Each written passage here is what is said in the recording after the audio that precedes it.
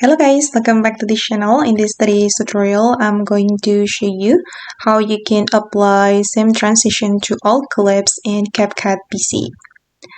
Okay, let's get into it guys. As you can see here, I have imported some clips to this project and I'm going to apply same transition to all these clips. So first, I'm going to go to the transition menu and then I'm going to select one of the transition from here. I'm going to choose the free transition. Hold on.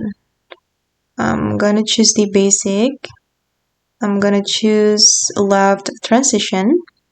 Okay, we're going to download the transition before we apply it. Then I'm going to apply it here. And you're going to select on the transition and set the duration. And if you want to apply the same transition to all clips, you're going to click on apply to all right here. Okay, done. Now all my clips have the same transition. Okay guys, and that's how you can apply same transition to all clips in CapCut PC. I hope this video will be useful for you. Thank you so much for watching and bye.